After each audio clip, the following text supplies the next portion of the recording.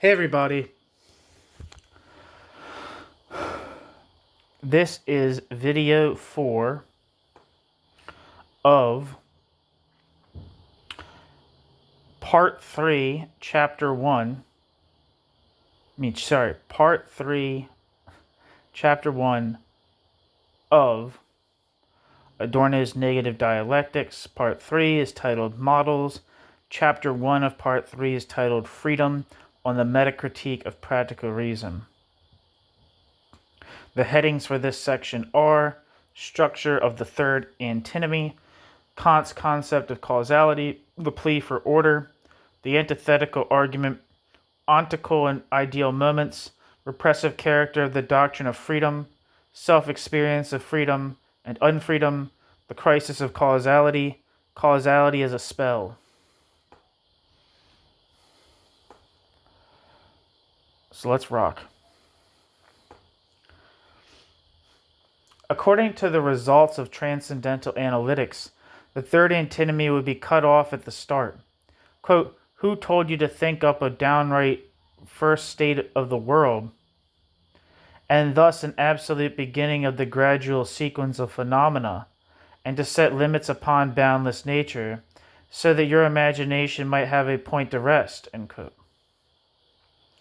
However, Kant did not content himself with the summary diagnosis of the antinomy as an avoidable mistake in the use of reason.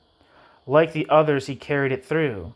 His transcendental idealism contained an anti-idealist prohibition against positing absolute identity. Epistemology is told not to act as though the immense, quote, infinite content of experience might be obtained from positive definitions of reason in itself. He who violates this ban is said to be lapsing into the contradiction which common sense cannot bear. This is a plausible proposition, but Kant keeps boring further. If reason acts the way for which he censors it, its own meaning and its unrestrainable cognitive ideal make it continue on the prohibited course as though yielding to a natural and irresistible temptation. Something whispers into reason's ear that the totality of things in being converges with it after all. For necessity, on the other hand, which in a manner of speaking is alien to all systems, the infinite process of reason's quest for conditions provides an authenticity, an idea of the absolute, without which truth, as opposed to cognition in the sense of a mere adequatio re atque, cogitationis, would be unthinkable. That the process, and thus the antinomy, cannot be divorced from the same reason which in transcendental analytics, as critical reason, must suppress access of that kind. This unintentional bit of self-criticism demonstrates that as the organ of emphatic truth, the critical approach contradicts its own reason. Kant presses for the necessity of the contradiction, and at the same time to the higher glory of reason. He stops up the whole by juggling away the necessity said to derive from the nature of reason, by explaining it as due solely to a mistake in the use of the concepts, a mistake that we might correct. To explain freedom, the thesis of the third antinomy not only talks about, quote, causality through freedom, end quote, it also refers to it as, quote, necessary, end quote. Accordingly, however, unequivocally manifested its intent, Kant's own practical doctrine of freedom cannot be simply causal or anti-causal. He modifies or expands the concept of causality as long as he does not explicitly distinguish it from the one used in the antithesis. Contradictions pervade his theorem even before all the paradoxicality of the infinite. As a theory of valid scientific cognition, the critique of pure reason has no way to treat its topics other than under the concept of law, not even those topics which are supposed to lie beyond legality. New section. Kant's concept of causality. The famous, utterly formal Kantian definition of causality is that whatever happens presupposes a previous condition, quote, upon which it inevitably follows in line with a rule, end quote. Historically, it was directed against the Leibniz school in its interpretation of the sequence of conditions as due to inner necessity, a being in itself. On the other hand, Kant's view differs from Hume's, holding that unanimous experience is not possible without the regularity of thought, which Hume turned over to the accident of convention, and pointing out that in any particular spot, Hume must talk causally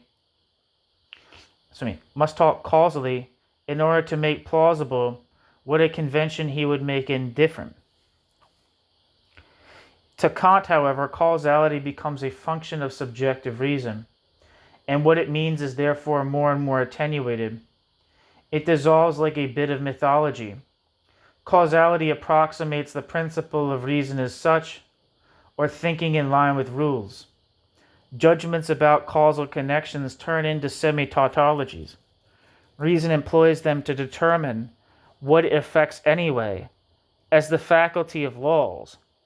That it prescribes nature's laws, or law, rather, denotes no more than a subsumption under rational unity. This unity, the principle of reason's own identity, is transformed from reason to the objects and palmed off, then as their cognition. Once causality is as thoroughly disenchanted as it would be tabooing the inner determination of objects, it will disintegrate in itself as well. The only feature of Kant's rescue operation that lifts it above Hume's denial is that what Hume sweeps away is to Kant's innate in reason, its necessary nature, so to speak, if not an anthropological accident. Causality is to arise not in the objects and their relations, but solely in inescapable subjective thought. Kant, too, is dogmatic about the thesis that a state of things might have something essential, something specific to do with the succeeding state of things, but it would be quite possible, in line with his conception, to devise legalities for successions without anything to remind us of a causal connection. The interrelation of objects that have passed through inwardness virtually turns here into something outward for the theorem of causality. The simplest meaning of the phrase that, quote, something is the cause of something else, end quote, is ignored.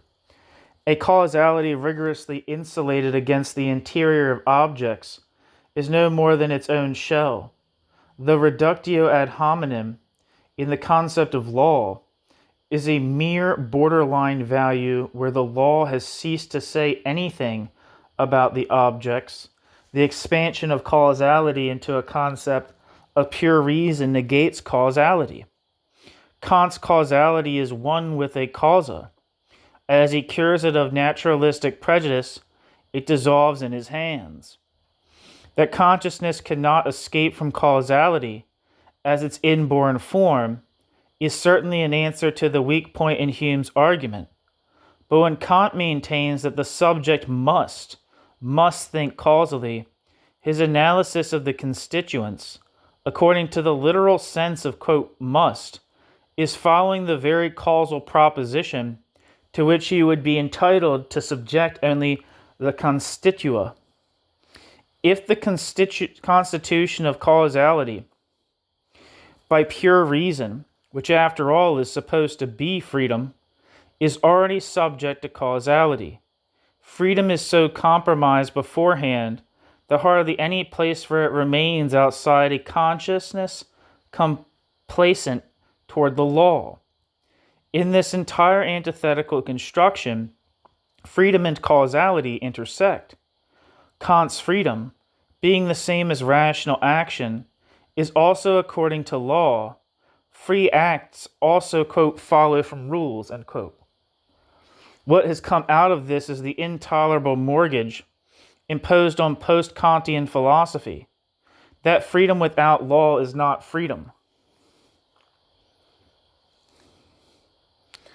That freedom exists only in identification with the law.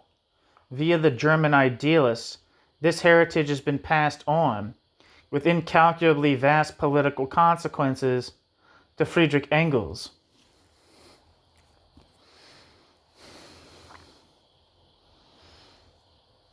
It is the theoretical source of the false reconcilement.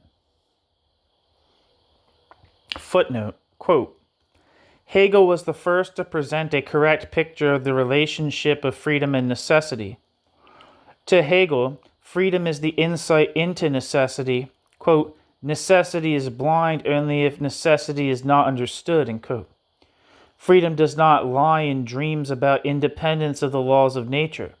It lies in the knowledge of these laws, and in the ability conferred by that knowledge to make the laws work according to planned and definite ends. This applies in regard to the laws of external nature as well as to those which regulate the physical and mental existence of man himself, two sets of laws which we can separate at best in imagination, but not in reality. Free will, therefore, means nothing other than the faculty of being able to decide with material knowledge. The freer a man's judgment in regard to a specific point in question, the greater, therefore, the necessity with which the content of his judgment will be determined, while the uncertainty based on ignorance, which seems to make an arbitrary choice among many different and contradictory possibilities of decision, demonstrates precisely thereby its unfreedom. It's being dominated by the very object it ought to dominate. Freedom thus consists in our control, based upon our knowledge of the natural necessities of ourselves and of external nature. It is thus necessarily a product of historic evolution, end quote. Engels. End footnote.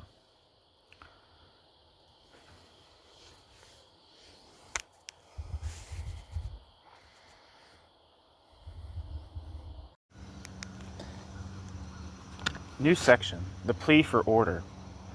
The end of the coercive epistemological character of causality would also end the claim to totality that would be made for causality as long as it coincides with the subjective principle. The very thing which in idealism can appear as freedom only in paradoxical form would then substantially become the moment that transcends the bracketing of the world's course with fate. If in causality we were looking for a definition of things themselves, no matter how subjectively conveyed, such specification would open the perspective of freedom as opposed to the undiscriminated O1 of pure subjectivity. It would apply to that which is distinguished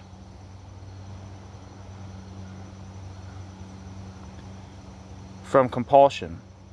Compulsion, then, would no longer be extolled as an act of the subject.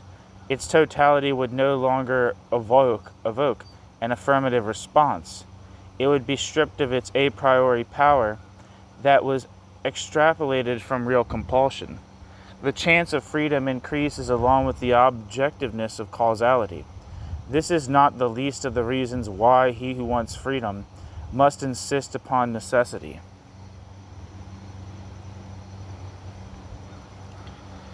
Kant, however, calls for freedom and prevents it. The argument for the thesis of the third antinomy, the thesis of the absolutely spontaneous cause, a secularization of the free divine act of creation, is Cartesian in style. It applies so that the method will be satisfied. Complete cognition is set up as the epistemological criterion. We are told that without freedom, quote, the sequence of phenomena, even in the natural course without freedom, quote, the sequence of phenomena, even in the natural course, is never complete on the side of the causes, end quote. Kant. The totality of cognition, which is here tacitly equated with truth, would be the identity of subject and object. Kant restricts it as a critic of cognition and teaches it as a theoretician of truth. A cognition that is at its disposal as complete a sequence as Kant holds to be conceivable only under the hypostasis of an original act of absolute freedom. In other words, a cognition that no longer leaves any sensorially given thing outside would be a cognition not confronted with anything unlike itself.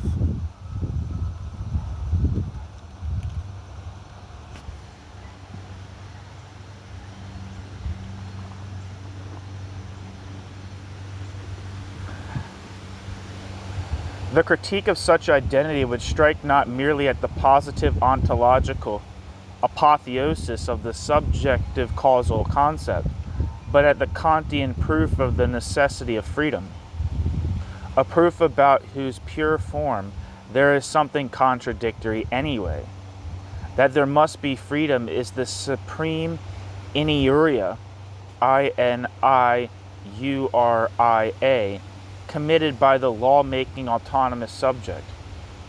The substance of its own freedom, of the identity which has annexed all non-identity, is as one with the quote must, with the law, with absolute dominion. This is the spark that kindles the pathos of Kant. He construes even freedom as a special case of causality. To him, it is the quote constant laws unquote that matter. His timid bourgeois detestation of anarchy matches his proud bourgeois antipathy against tutelage.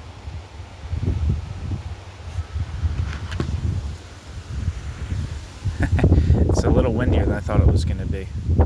Oh well. You have to deal with it. I don't want to go inside.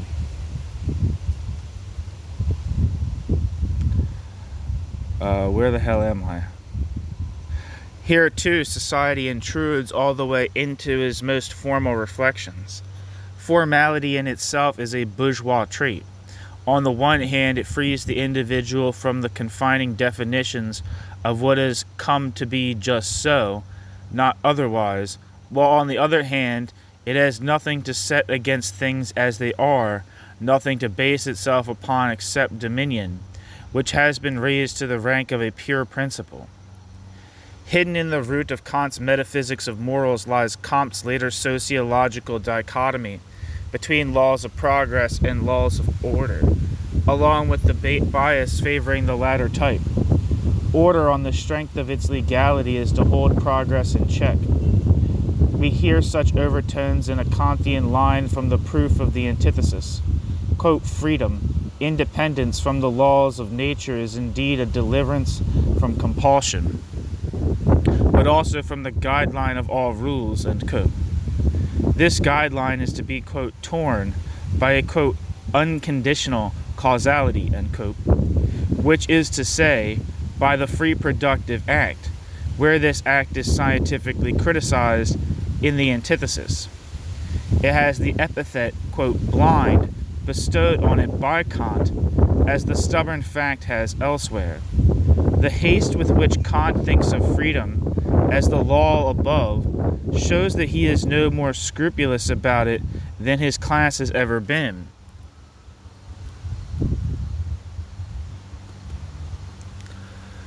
Long before it dreaded the industrial proletariat, in the economics of Adam Smith, for example, that class used to combine praise of individual emancipation with the apologia for an order in which one heard the, quote, invisible hand was taking care of both the beggar and the king, while even the free competitor in this order had to observe the feudal rules of, quote, fair play, end quote.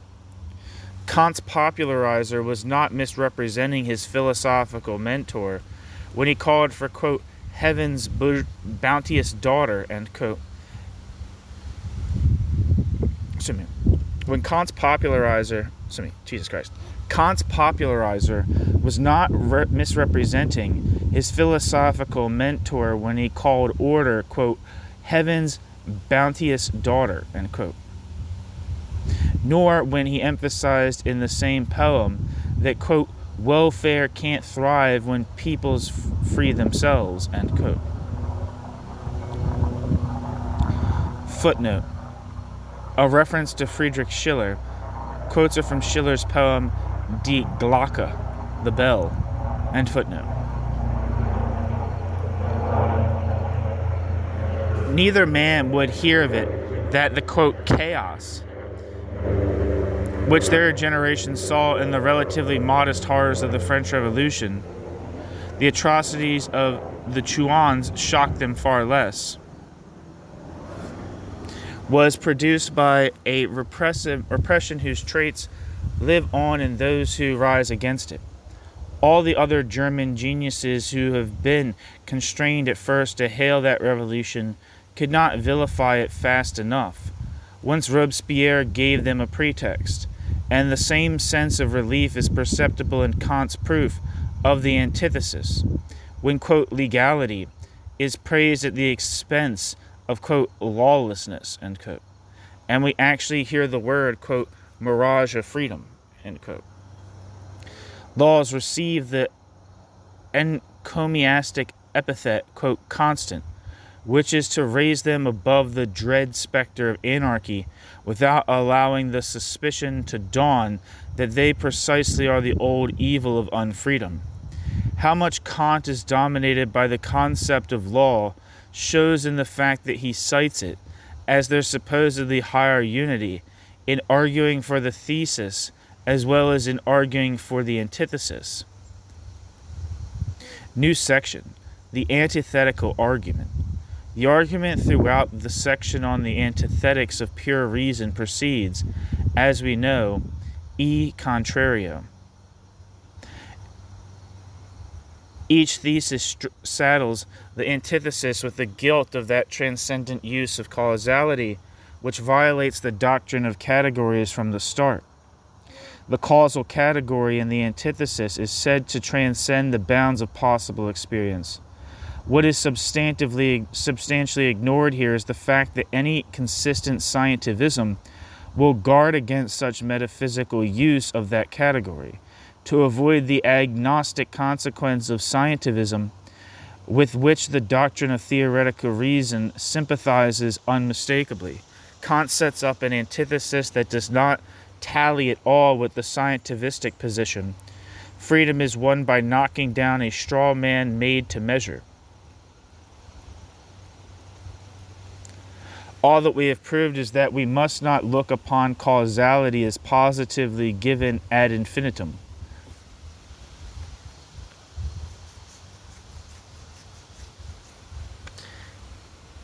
A tautology, according to the tenor of the Critique of Pure Reason by Kant, to which the positivist would be the last to object.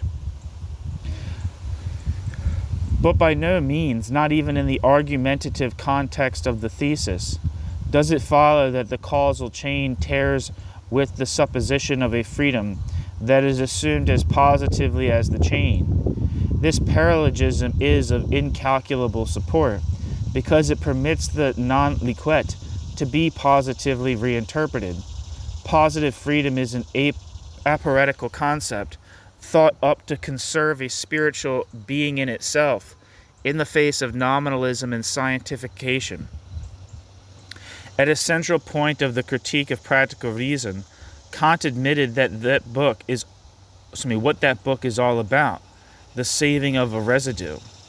Quote, "Yet as this law inevitably covers all the causality of things, insofar as their existence is definable in time, we would, if this were also the way to conceive the existence of these things in themselves, have to reject the concept of freedom as void and impossible. Hence, if we would still save it, the only way left is for a thing's temporarily definable existence, and consequently also for causality under the laws of natural necessity to be assigned to the realm of mere appearance, while freedom has attributed to it the same character possessed by things in themselves." End quote. Kant. The construction of freedom admits to being inspired by what Goethe, in the book Elective Affinities, would later call the, quote, saving urge, end quote. While in the first sentence, relegated to a quality of the intra-temporal subject, it was revealed as, quote, void and impossible, end quote. It is the aporetical character of the construction, not the abstract possibility of the antithesis in the infinite, that speaks against the positive doctrine of freedom. The Critique of Reason apodictically bars all talk of a subject beyond space and time as an object of cognition. Initially, this argument is still advanced in the philosophy of morals.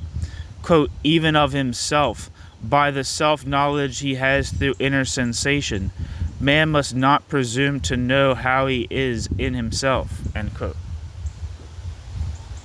The foreword to the book, Critique of Practical Reason, repeats this, citing the book, Critique of Pure Reason. Thereafter, Kant's stipulation that, quote, objectives of experience, end quote, must, quote, nonetheless be based upon things in themselves, end quote, sounds crassly dogmatic. Aporetical, however, is by no means only the question of the possibility of knowing what the subject is in and for itself. The subject's every thinkable definition, its every, quote, noumenal definition in the Kantian sense, is also aporetically questionable. To share in freedom according to Kant's doctrine, the noumenal subject would have to be extratemporal, quote, a pure intelligence in its temporally not definable existence, end quote. The saving urge makes an existence of this noumenon, since nothing could be predicted of it otherwise, and yet it is to be undefinable in time. But if existence is given in any way, if it has not faded into a pure idea, its own concept will make it intratemporal. In the book, The Critique of Pure Reason, in the, quote, deduction of pure intellectual concepts, end quote, as well as in the chapter on schematism, the subject's unity becomes a pure form of time. Footnote, quote, this makes clear that what the schematism of the intellect amounts to, through the transcendental synthesis of imagination, is nothing but the unity of all that is diverse in visuality in the inner sense, and thus indirectly the unity of apperception as a function corresponding to that inner sense of visuality, to a receptivity. Therefore, the schemata of pure intellectual concepts are the true and only conditions for giving to these concepts a relation to objects, and thus a meaning, and the categories have accordingly no other ultimate use than a possible empirical one, serving merely, by reason of an a priori necessary unity, due to the necessary union of all consciousness in an original apperception, to subject phenomena to general rules of synthesis, and thus to fit them for consistent entwinement in an experience, end quote. Kant.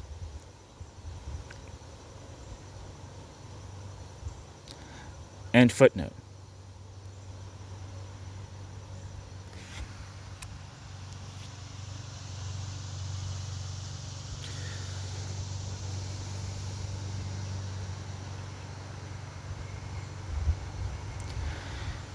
It integrates the facts of consciousness as those of the same person.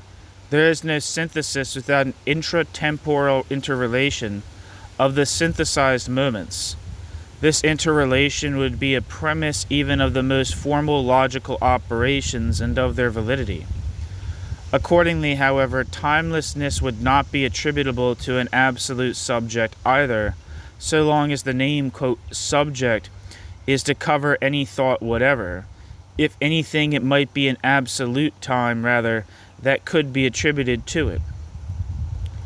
It is unfathomable how freedom, which in principle is an attribute of temporal action and exclusively temporally actualized, should be predicated of something radically non-temporal.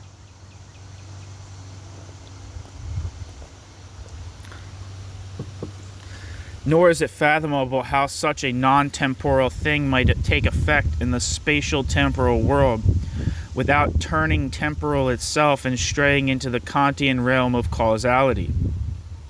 What steps in as a deus ex machina is the concept of the, quote, thing in itself, unquote. Arcane and indefinite, it marks a blind spot of the thought. Its indefiniteness alone allows it to be used as an explanation as needed.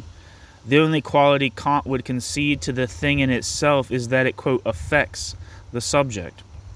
Yet in this activity it would be unceremoniously opposed to the subject, only an unredeemable speculation, nowhere performed by Kant either, might throw it together with the moral subject as another, quote, being in itself, unquote.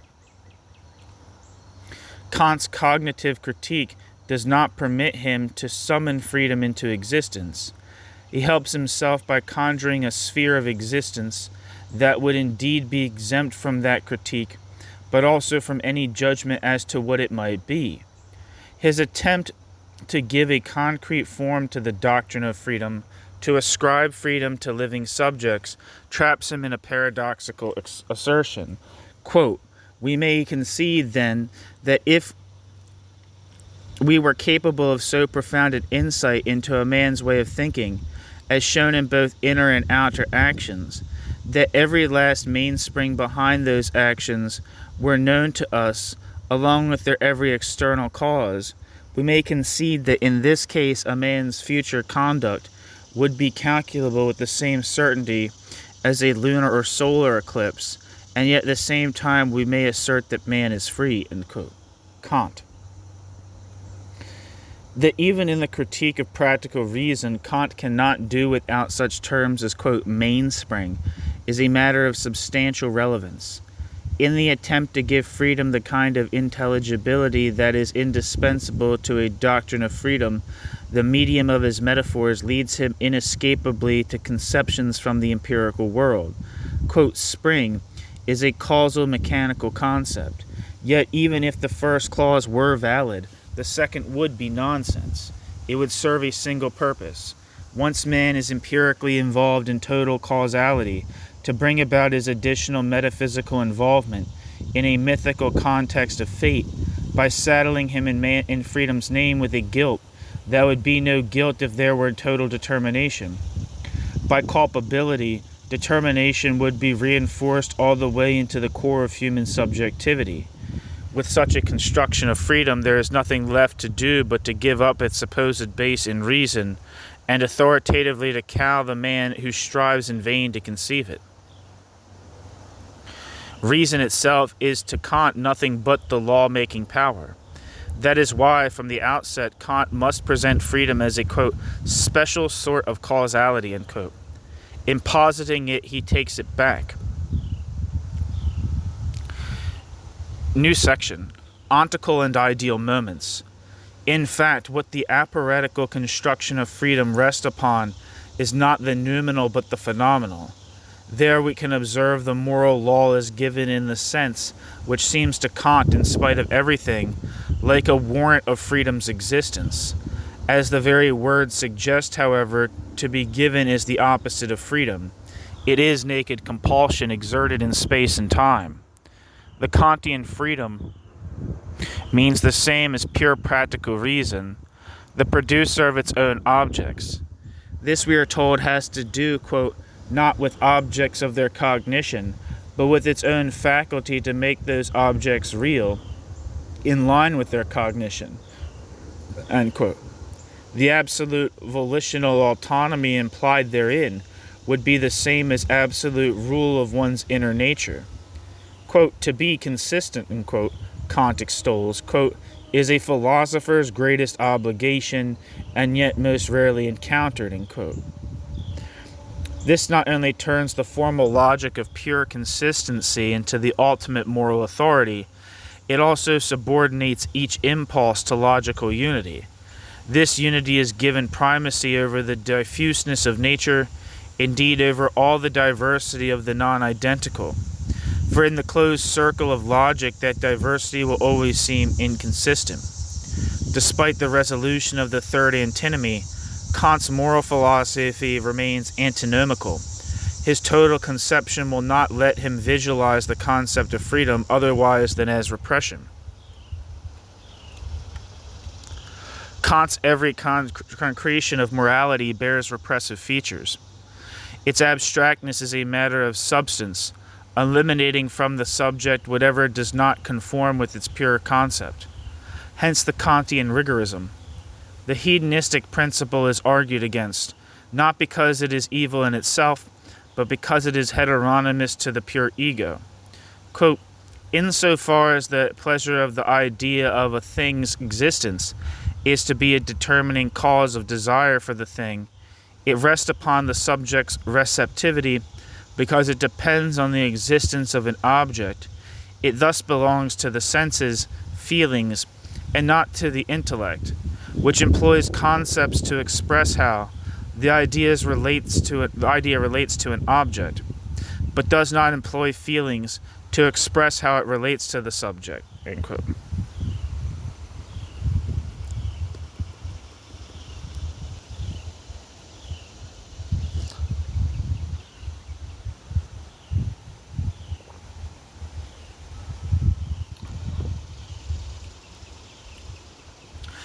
As he honors freedom, however, seeking to cleanse it of all impairments, Kant simultaneously condemns the person to unfreedom in principle.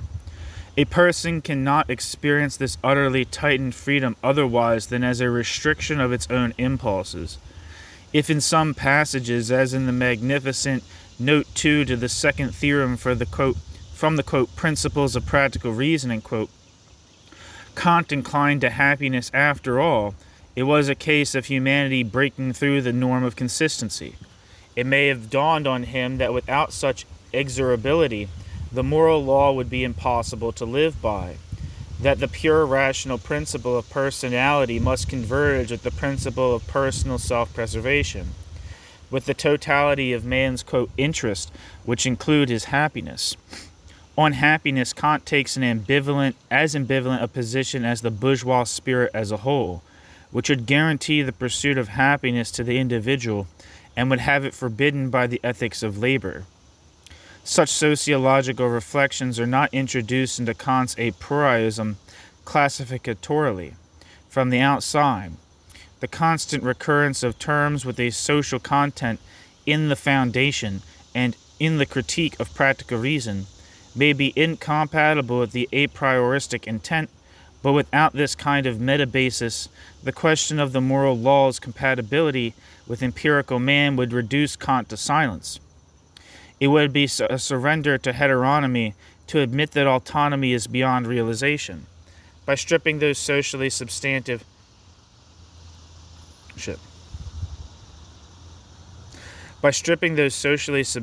terms of their plain meaning, by sublimating them into ideas for the sake of a systematic accord, one would not only be ignoring the text, it is the true source of moral categories which those terms herald with a force too great to be controlled by Kant's intention.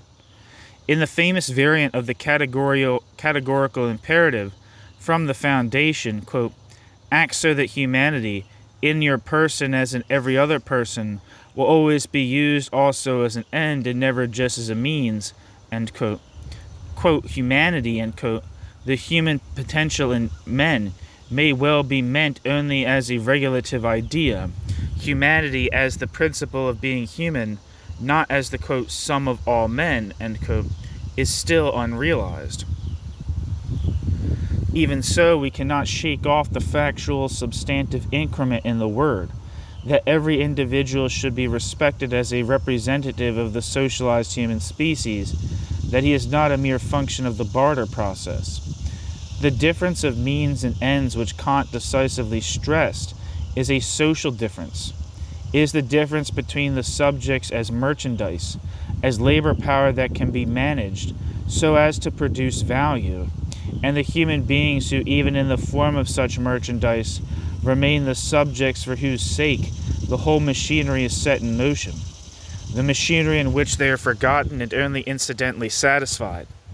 Without this perspective, the variant of the imperative would be lost in a void. As Horkheimer noted, however, Kant's, quote, never just, end quote, is one of those majestically sober turns of speech designed not to spoil utopia's chance at realization. Empiricism, even in its reprobate form of exploitation, is accepted as a condition of better things.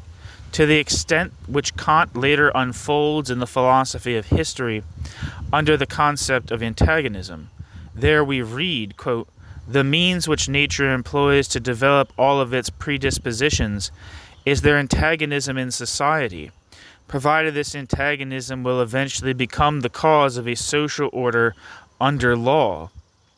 By antagonism I mean the unsocial sociability of men, i.e. their tendency to enter into association and yet to put up a consistent resistance that keeps threatening to split this association. The predisposition for this evidently lies in human nature.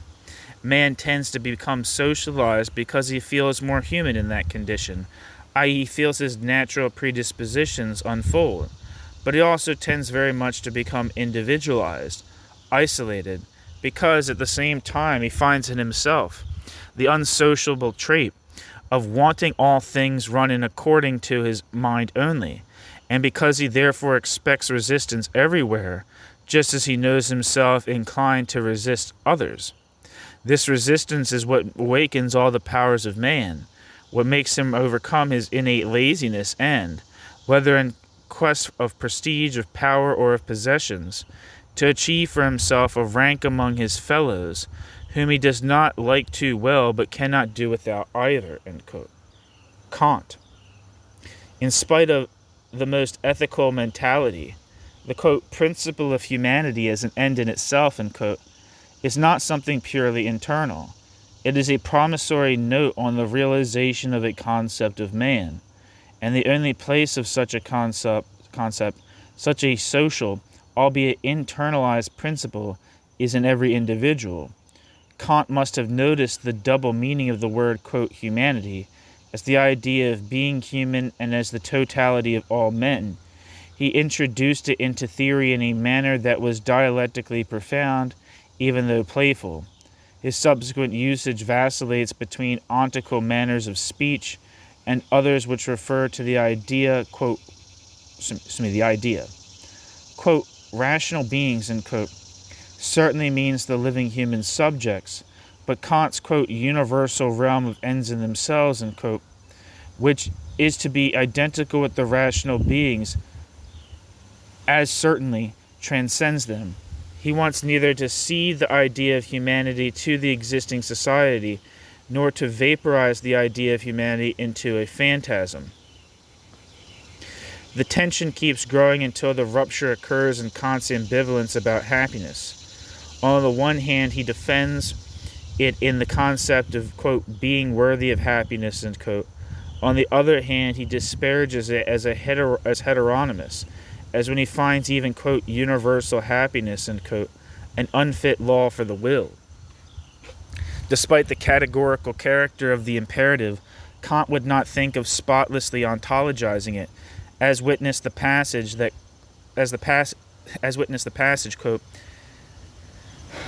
that, the concept of good and evil must not be determined ahead of the moral law, which it might seem ought even to be based upon it, but only, as happens here, after that law and through it, end quote.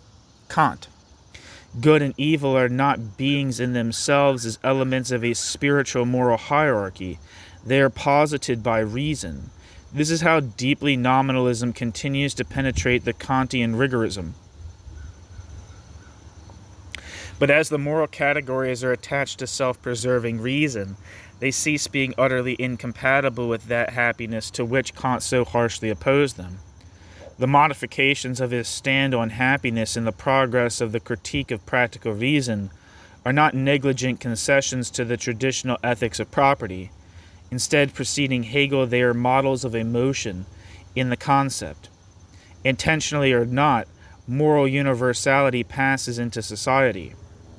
Documentary evidence of this is note 1 to the fourth theorem in the work on practical reason. Quote, Hence, the mere form of a law that restricts the matter must be at the same time a reason to add this matter to the will, but it must not presuppose it. The matter, for example, may be my own happiness. If I attribute this to everyone, as indeed I may in the case of finite creatures, it can become an objective practical law only when I include it in the happiness of others. The law to promote other people's happiness does not spring from the premise that this is an object for everyone's license. Its source is simply that the form of universality, which reason needs as a condition for investing a maxim of self-love with the objective validity of a law, comes to be the determining cause of the will. This determining cause of the pure will was not the object, other people's happiness. It was solely the sheer legal form I used to restrict my inclination-based maxim, in order to give it the universality of a law and thus to fit it for pure practical reason. It was from this restriction alone, not from the addition of an external mainspring, that the concept of a duty to extend the maxim of my self-love to the happiness of others could subsequently arise. End quote. Kant. The doctrine that the moral law is absolutely independent, that it disregards empirical creatures, let alone the pleasure principle, this doctrine is suspended as the idea of the living is incorporated in the radical, general wording of the imperative.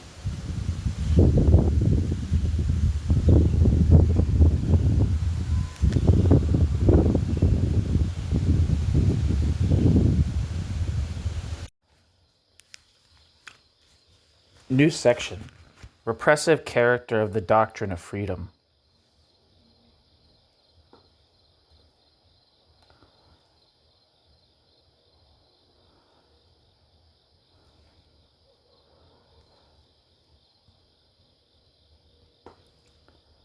On the side, Kant's inwardly brittle ethics retains its repressive aspect. He glories in an unmitigated urge to punish.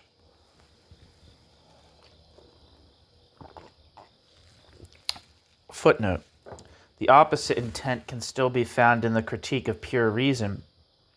In keeping with its tenor, quote, if legislation and government were arranged so as to accord with this idea, punishment would indeed become correspondingly rare, so it is entirely reasonable, as Plato claims, that if the first two were perfect, there would be no need for anything like the third, end quote.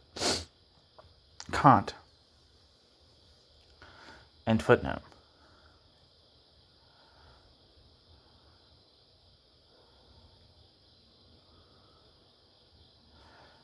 It is not in his late works, but in the Critique of Practical Reason that we find these lines, quote, likewise confront the man who is otherwise honest, or who this once will only mentally put himself in an honest man's place, with the moral law that makes him recognize the worthlessness of a liar.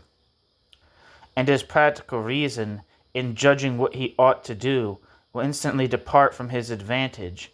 It will unite with that which preserves his self-respect, with veracity, and the advantage, having been sundered and washed clean of all adjuncts of reason, which is solely and wholly on duty's side, will now be weighed by everyone so as, perhaps, to bring it into line with reason in other cases, excepting only where it might run counter to the moral law, which never departs from reason, but enters into the closest union with it. End quote. Kant. Critique of Practical Reason. In its contempt for pity, pure practical reason agrees with the, quote, grow hard, end quote, of Nietzsche, its antipode. Quote, even this feeling of pity and tender-hearted compassion, if it precedes the reflection on duty and becomes a determining cause, is a burden upon the right thinking. It confuses their considered maxims and makes them wish to be rid of them and to be subject to laws of reason alone, end quote. At times, the heteronymous admixture in the inner composition of the autonomy grows into wrath at the same reason that is to be freedom's source. When Kant sides with the antithesis of the third antinomy, quote, where determination by natural laws ceases, however, all explication ceases also, and nothing remains but the defensive, i.e., the repulsion of the objections of those who pretend to have looked more deeply into the essence of things and blithely declare freedom to be impossible. End quote. Kant. Obscurantism entwines with the cult of absolutely ruling reason. The constraint that issues from the categorical imperative, according to Kant, contradicts the freedom said to coalesce in it, as its supreme definition. This is largely why the imperative stripped of all empiricism is put forth as a, quote, fact that need not be tested by reason, despite the truismos between idea and factuality. The antinomical character of the Kantian doctrine of freedom is exacerbated to the point where the moral law seems to be regarded as directly rational and not rational. And is not rational. As rational because it is reduced to pure logical reason without content, and as not rational because it must be accepted as given and cannot be further analyzed, because every attempt at analysis is anathema. This antinomical character should not be laid at the philosopher's door. The pure logic of consistency, its compliance with self-preservation without self-reflection, is unreasonable and deluded in itself. The ratio turns into an irrational authority. New section: self-experience of freedom and unfreedom. The contradiction dates back to the objective contradiction between the experience which consciousness has of itself and its relation to totality. The individual feels free insofar as he has opposed himself to society and can do something, though incomparably less than he believes, against society and other individuals. His freedom is primarily that of a man pursuing his own ends that are not directly and totally exhausted by social ends. In this sense, freedom coincides with the principle of individuation. A freedom of this type is broken loose from primitive society within an increasingly rational one. It has achieved a measure of reality. At the same time, in the midst of bourgeois society, freedom remains no less delusive than individuality itself. A critique of free will is that as well as of determinism means a critique of this delusion. The law of value comes into play over the heads of formerly free individuals. They are unfree according to Marx's insight, as the involuntary executor of that law. The more thoroughly unfree, the more rank the growth of the social antagonism it took to form the very conception of freedom. The process of evolving individual independence is a function of the barter society and terminates in the individual's abolition by integration. What produces freedom will recoil into unfreedom. The individual is free as an economically active bourgeois subject, free to the extent to which the economic system required him to be autonomous in order to function. His autonomy is thus potentially negated at the source.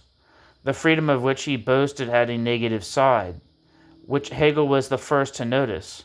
It was a mockery of true freedom, an expression of the contingency of every individual's social fate.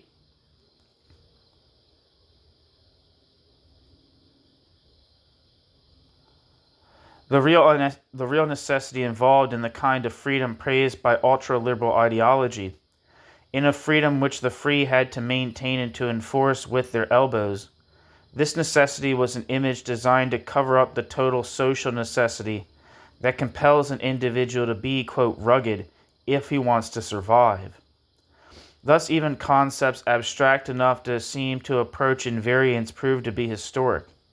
An example is the concept of life.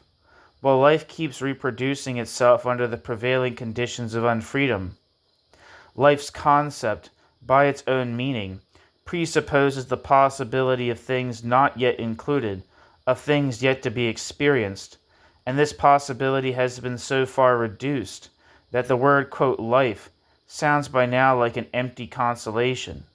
But just as the freedom of the bourgeois individual is a caricature, so is the necessity of his actions. It is not the transparent necessity called for by the concept of law. It strikes every individual subject as an accident, rather as a sequel to the mythical fate. Life has retained this negativity, an aspect that furnished the title of a Schubert piano piece for 4 hands, titled Storms of Life. The anarchy in the production of goods is a manifestation of the social primitivity that vibrates in the word, quote, life, in the use of a biological category for a thing that is social in essence. If the social process of production and reproduction were transparent for the subjects, if the subjects determined that process, they would no longer be passively buffeted by ominous storms of life. The so-called, quote, life would vanish then, and so would the fatal aura. 1 second, I feel like I'm going to want to copy this down, so I'm preparing. Sorry about that. The so-called, quote, life would vanish then, and so would the fatal aura with which the fin de siècle, or like turn of the century, I can never pronounce that word right. Fin de siècle, I don't know. Surrounded that word in the industrial age, to justify its wretched irrationality. The transiency of that surrogate occasionally casts its friendly shadows ahead. 19th century novels about adultery are already waste paper. If we accept the greatest products of that epoch, the ones that evoke its historic archetypes, nor would a producer now dare to stage Hebel's Gyges for an audience whose ladies will not give up their bikinis. Footnote, Gyges and His Ring is a German drama based upon a tale from Plato. A queen outraged to learn that her royal husband lets his favorite courtier peer into her bedroom gives the voyeur a choice of regicide or death. End footnote. There is a touch of barbarism in this field of anachronistic subject matter. This lack of aesthetic distance, and one day, if mankind does work its way out, the same fate will overtake everything that is today still viewed as life, and merely fools us about how little life there is.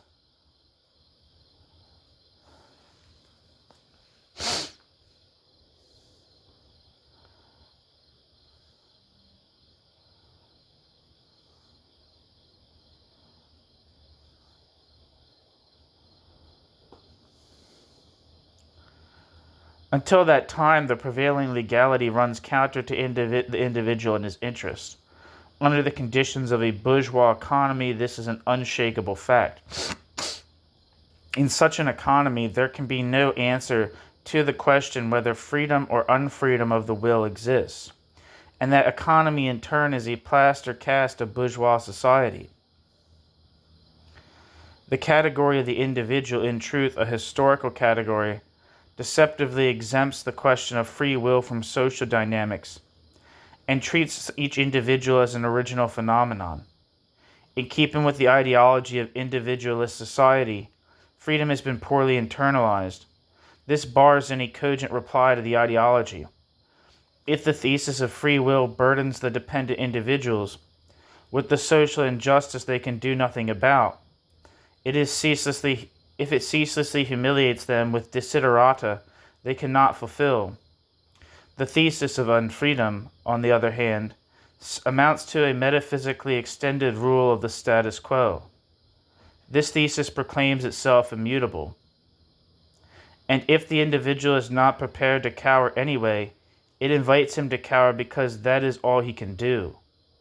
Determinism acts as if dehumanization.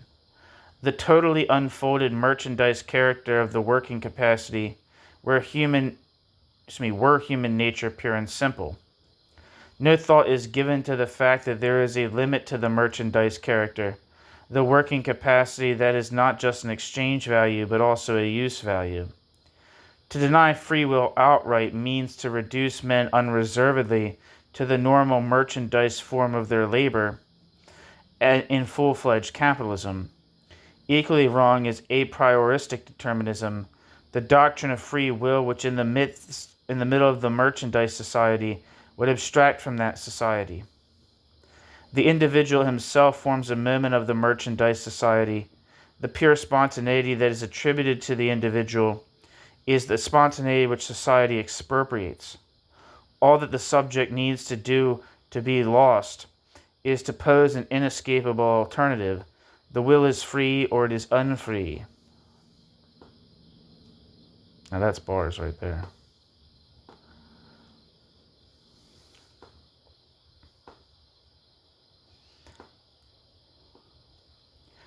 Each drastic thesis is false.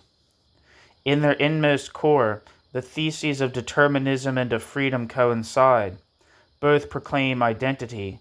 The reduction to pure spontaneity applies to the empirical subjects the very same law which as an expanded causal category becomes determinism. Perhaps free men would be freed from the will also. Surely it is only in a free society that the individuals would be free. Along with outward repression, the inner one would disappear, probably after long periods of time and with recidivism permanently threatening. Where traditional philosophy, acting in a spirit of repression, used to confound freedom and responsibility, responsibility would now turn into every individual's fearless, active participation in a whole that would no longer institutionalize the parts played, but allow them to have consequences in reality.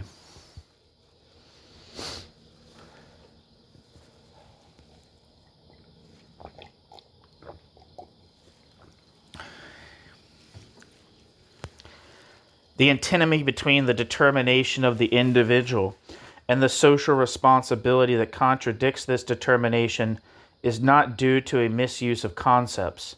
It is a reality, the moral indication that the universal and the particular are unreconciled. According to every psychological insight, even Hitler and his monsters were slaves to their early childhood, products of mental mutilation, and yet the few one managed to catch must not be acquitted lest the crime, justified to the unconscious of the masses by the failure of lightning to strike from heaven, be repeated ad infinitum. This is something not to be glossed over for artificial constructions, such as a utilitarian necessity at odds with reason. Humanity comes to the individual only when the entire sphere of individuation, its moral aspect included, is seen through as an epiphenomenon. At times it is society as a whole which, in despair about its situation, stands for freedom against the individuals, and for the freedom promised in a note which the unfreedom of the individuals dishonors. On the other hand, in this age of universal social repression, the picture of freedom against society lives in the crushed, abused individual's features alone. Where that freedom will hide out at any moment in history cannot be decreed once for all. Freedom turns concrete in the changing forms of repression. As resistance to repression, there has been as much free will as there were men with the will to be free.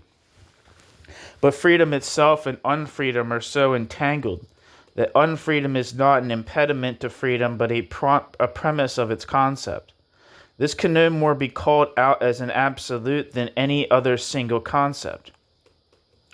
Without the unity and the compulsion of reason, nothing similar to freedom would ever have come to mind, much less into being. This is documented in philosophy. There is no available model of freedom save one, that consciousness, as it intervenes in the total social constitution, will through that constitution intervene in the complexion of the individual. This notion is not utterly chimerical, because consciousness is a ramification of the energy of drives. It is part impulse itself and also a moment of that which it intervenes in. If there were not that affinity which Kant so furiously denies, neither would there be the idea of freedom, for whose sake he denies the affinity. New section. The crisis of causality. What happens to the idea of freedom seems to be happening also to its counterpart, the concept of causality, in line with a general trend of falsely voiding the antagonisms. The universal liquidates the particular from above by identification. There are no quick conclusions to be drawn here from the crisis of causality in the natural sciences, where it expressly applies to the micro realm only. On the other hand, Kant's formulation of causality in the Critique of Pure Reason, at least, are so large that presumably they would have room even for the purely statistical legalities. The natural sciences are content to handle causality with operational definitions that are inherent in their modes of proceeding. But for philosophy, there can be no dispensation from accounting for causality, if more than an abstract repetition of natural scientific methodology is to be accomplished. Natural science and philosophy have miserably come apart, and the need alone is not going to glue them together. Yet the crisis of causality can also be seen in contemporary society, a field accessible to philosophical experience. Kant considered it the unquestionably rational method to trace every condition back to, quote, its cause, whereas the sciences, from which philosophy gets only farther away in its zeal to recommend itself as their advocate, are probably operating not so much with causal change as with causal networks. But this is more than an incidental concession to the empirical ambiguity of causal relations. Even Kant would have to admit that an awareness of all the causal consequences that intersect in every phenomenon, instead of its being unequivocally determined by causality in the sequence of time, is essential to the category itself. It is a priori, in Kant's language. No single event is accepted from that diversity. The infinity of the enmeshed and intersecting makes it impossible to form such unequivocal causal chains as the third antinomies thesis and antithesis equally stipulate. It is impossible as a matter of principle, not just of practice. Even tangible historical investigations, which in Kant's case remained in a finite progression, involve horizontally, so to speak, that positive infinity which he criticized in the chapter on antinomies. Kant ignores this as if he were transferring the uncomplicated surveyability of small-town conditions to all possible objects. No road takes us from Kant's model to the performance of causal determinations. Dealing with the causal relation exclusively as a principle, he thinks past the fact that in principle the relation is enmeshed. Conditioning this sin of omission is Kant's shift of causality into the transcendental subject. As a pure form of legality, causality becomes one-dimensional, including the ill-reputed, quote, interaction in the table of categories is an ex post facto attempt to correct the deficiency. It is also an early sign of the dawning crisis of causality. As the Durkheim school did not fail to notice, the schema of causality was as much a copy of the simple generational relation as that relation, to be explained, is in need of causality. Peculiar to causality is a feudal aspect, if not indeed as in Anaximander and Heraclitus, an aspect of the archaic legal vindictiveness. The process of demythologizing has had a twofold effect upon causality. The legatee of the spirits held to be at work in things, demythologization has both confined causality and reinforced it in the name of the law. If causality is the true, quote, unity within diversity, end quote, which led Schopenhauer to prefer it among the categories, There was as much causality throughout the bourgeois era as there was a system. The more equivocal the circumstances, the easier was it to talk of causality in history. The more unequivocal the circumstances, the easier was it to talk of causality in history. Hitler's Germany caused World War II in more exact fashion than the Kaiser's Germany caused World War I. But there is a recoil in the tendency. Eventually the system will reach a point. The word that provides the social cue is, quote, integration, end quote, where the universal dependence of all moments and all other moments makes the talk of causality obsolete. It is idle to search for what might have been a cause within a monolithic society. Only that society itself remains the cause. Causality has withdrawn to totality, so to speak. Amidst its system, it is no longer distinguishable. The more its concept heeds the scientific mandate to attenuate into abstractness, the less will the simultaneously ultra-condensed web of universally socialized society permit one condition to be traced back with evidentiality to another single condition.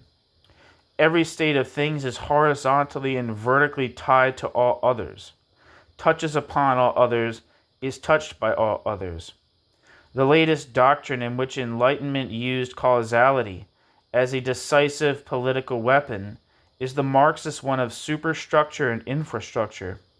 Almost innocuously, it lags behind a condition in which not only the machineries of production, distribution, and domination, but economic and social relations and ideologies are inextricably interwoven, and in which living people have become bits of ideology, where ideology is no longer added to things as a vindication or complement, where it turns into the seeming inevitability and thus legitimacy of whatever is, a critique that operates with the unequivocal causal relation of superstructure and infrastructure is wide of the mark.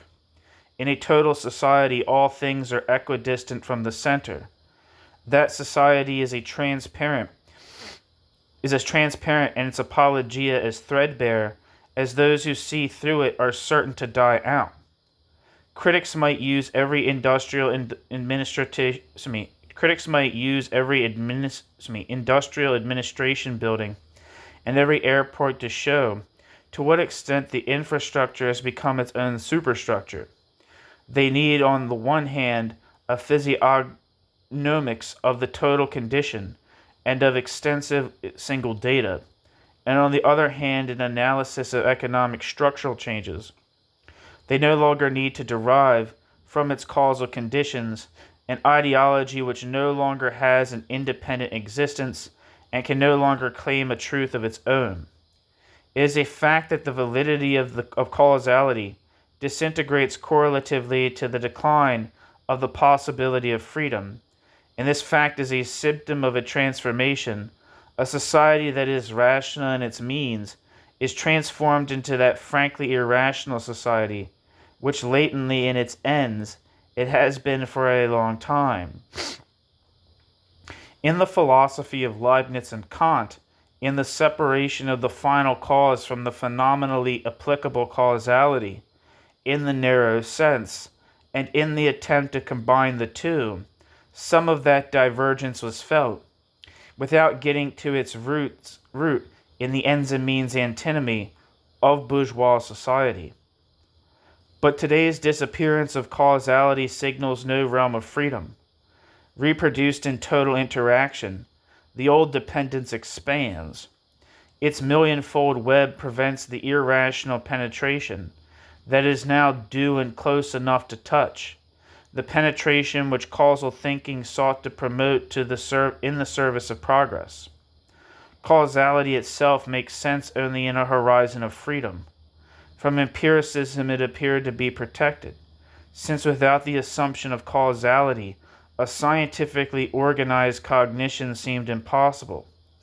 Idealism had no stronger argument at its disposal, and yet Kant's effort to raise causality as a subjective necessity of thought, to the rank of a constitutive condition of objectivity was no more valid than its empiricist denial. Even he was forced to disavow that assumption of an interconnection of phenomena, the assumption without which causality turns into a, quote, if-then, end quote, relation, losing precisely that emphatic legality, that, quote, a priority, end quote, which the doctrine of its subjective categorical nature seeks to conserve. Scientific development subsequently realized the potential of the Kantian doctrine. Another expedient is to base causality on its immediate self-experience and motivation. Psychology has since furnished substantial proof that this self-experience not only can but must be deceptive. New section. Causality as a spell. If causality is a subjective principle of thought as a touch of the absurd, and yet there can be no cognition quite without it, the thing to do is to look in it for a moment that is not cogitative. Causality can teach us what identity has done to non-identity. We are conscious of that when we are conscious of causality qua legality. A cognitively critical sense of causality is also a sense of the subjectively delusive aspects of identification. Upon reflection, causality points to the idea of freedom as the possibility of non-identity. Objectively, in a provocatively anti-Kantian sense, causality would be a relation between things in themselves insofar, and only insofar as they are subjugated to the identity principle. Objectively and subjectively, causality is the spell of dominated nature. It has its fundamentum in re in identity, which as a mental principle simply mirrors the real control of nature. In reflecting upon causality, reason, which finds causality in nature wherever it controls nature, also grows aware of its own natural origin as the spellbinding principle. It is in such self-consciousness that a progressively enlightened mind parts company with the relapse into mythology to which it subscribed before reflecting. The reductive schema of enlightenment, quote, this is man, end quote, is stripped of its omnipotence as man recognizes himself as the object of his insatiable reductions. Causality, however, is nothing but man's natural origin,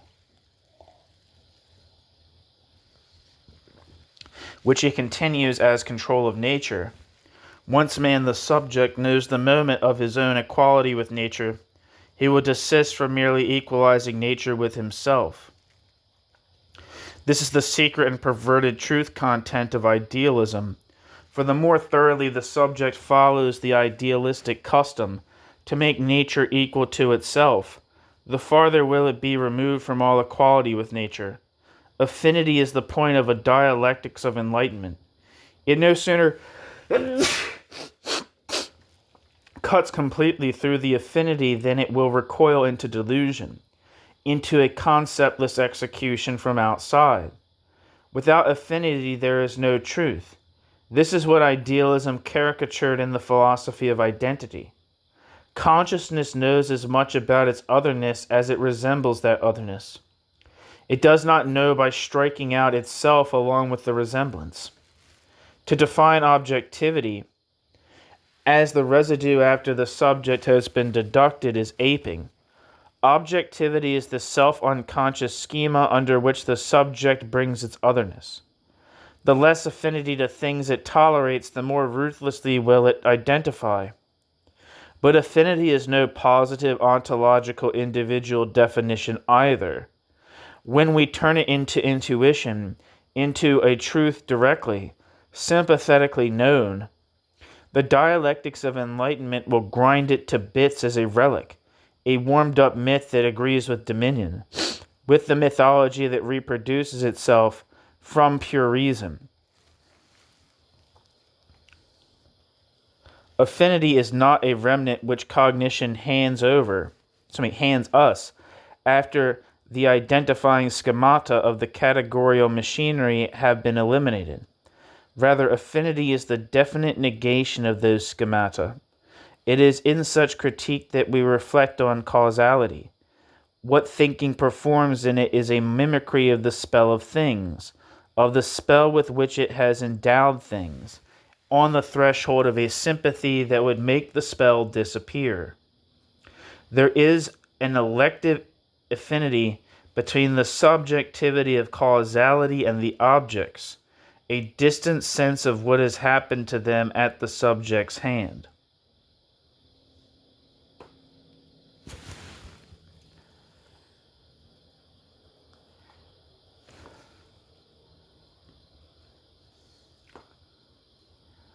And that is the end of